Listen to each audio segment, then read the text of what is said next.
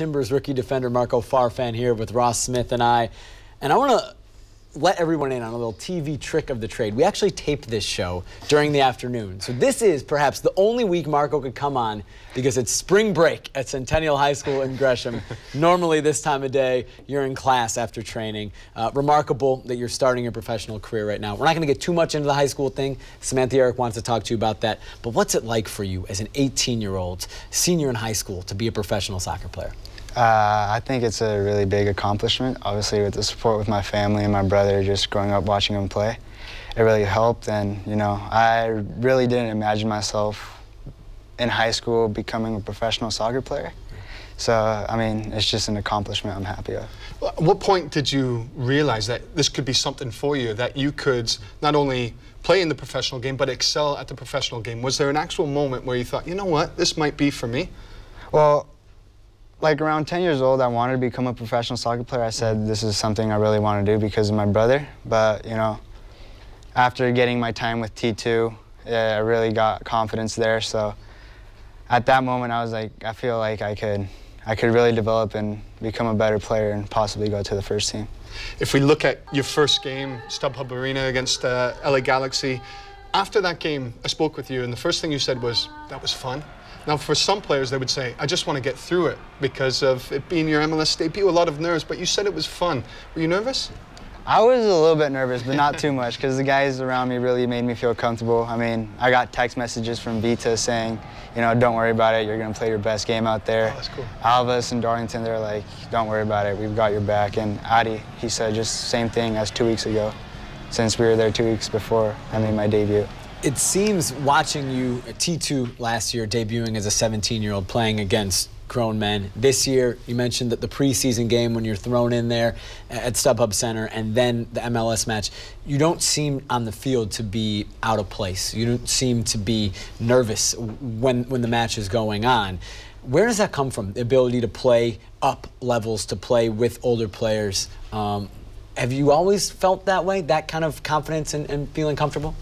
Yeah, I gained confidence again being with T2. Like my first couple of games in T2, they were really rough. But after that, I gained confidence, and then making the jump from T2 to the first team, I feel like it's the same jump from Timbers Academy to T2. So I had a little bit more confidence there, and obviously the guys around me, I was playing around, they really made me feel comfortable. So it doesn't really make me feel that nervous when I play. You talk about being comfortable. The locker room can be a very tough place to go into, especially for a youngster. What was that transition like, being able to go into a locker room? Do you keep quiet, the head down? How did you approach going in where you're with guys who have played, you know, 10, 12 years professionally? I grew up with my brother. I mean, I got really close to him as we both got older. He's 8 years older than me, but, you know, growing up with him, I feel like he really helped me mature. And being in preseason with the guys around, Diego Chara, Valeri, all the guys in there, it really made me feel comfortable. So when we were in the locker room over here, you know, I mean, I felt like I was just one of them.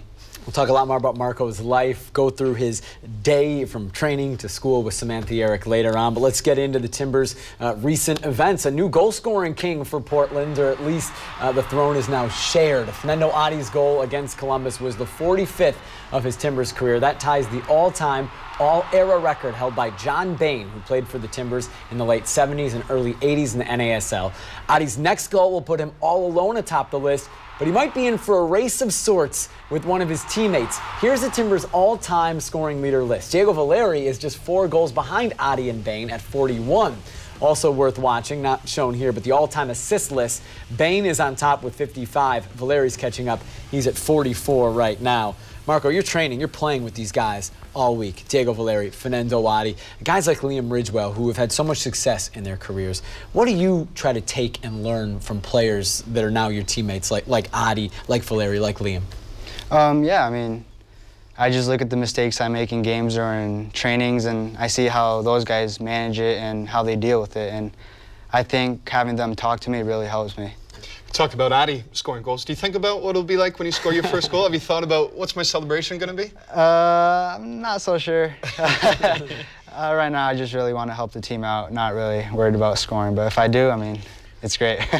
Sometimes it's better just to ad-lib, right? Just in the moment, celebrate as it will be. Now, here are the Western Conference standings after 4 weeks. Despite the loss in Columbus, the Timbers still stay on top with 9 points. Not only best in the West, also still best in the entire league. The Timbers' opponent this week, New England, of course, plays in the East. 1-2-0. They got their first points and win of the season last weekend, beating Minnesota 5-2. The Timbers, bouncing back from their first loss, is our Advocare Training Report.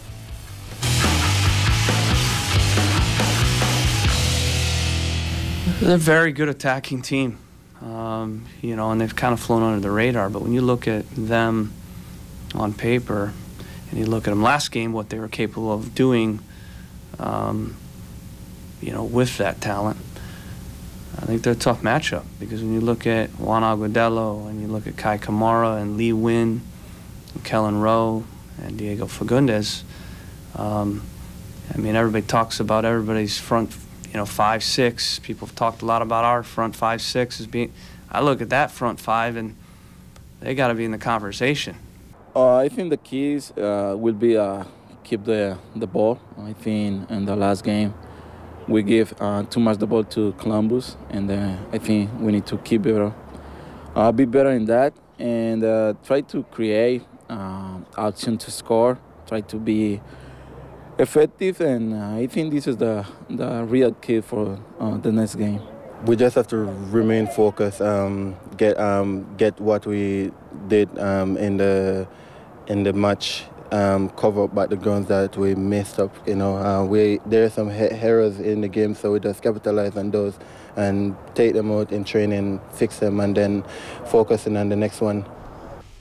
Ross, local Ford stores look ahead on the New England Revolution. This is a team, Jake, that are trying to get back on track, having not made the playoffs last year. The team last year, they struggled in front of goal. They were 9th out of 10 teams in the Eastern Conference last season. But as Caleb Porter was mentioning, they've got these big names that potentially could really hurt teams. Kai Kamara, he got off to his scoring mark last week. Same with Juan Agudelo. Lee Win has scored twice from the penalty mark. But I think an area that this team has really strengthened is at the back. 2 center backs that they've brought in, and I'm interested as well as this DP signing who couldn't play last season because of a knee injury, Xavier Kouassi. He played 2 weeks ago against FC Dallas, was rested last week. Will he come in that holding center midfield position? But overall, this New England team, they had a great win last week against Minnesota, and you have to worry, as I said, about these attackers. Speaking to a defender here, Marco, with you, how much do you know about these teams? Because you're seeing these teams for the first time in your young career. How much do you know about them, or are you learning as you go? I'm learning as I go, but, you know, obviously I do a little bit of video before the game. The coaches help me with it, and I study the attacking players I possibly may go against, and, you know, I would talk to the left wing, whether it's Darlington, whoever's playing there, or Roy or Reggie, whoever's playing left center back, see how we're going to manage that situation to make our jobs easier and help the team. There's some really big names in MLS, both kind of guys who've been in MLS for a long time, like Kai Kamara, Lee Win, who you guys are going to see this weekend, or Gio dos Santos, you know, world football kind of star who you played against a couple weeks ago in LA. How do you mentally get ready to play against these players that have world, you know, reputations, that have had so much success for so long? I feel like I should just go in with confidence like I did with LA Galaxy. I mean, for me, that's the main key, going in with confidence and feeling comfortable playing and just playing my game. So I just make sure not to be forced to play a certain way and just try to help the team out. Timbers and Revolution. It's a Sunday evening national TV showcase, 6 p.m. on ESPN2. If you can't get to the stadium or a TV, you can listen on the radio. Ross and I will have the call on 102.9 750 The Game.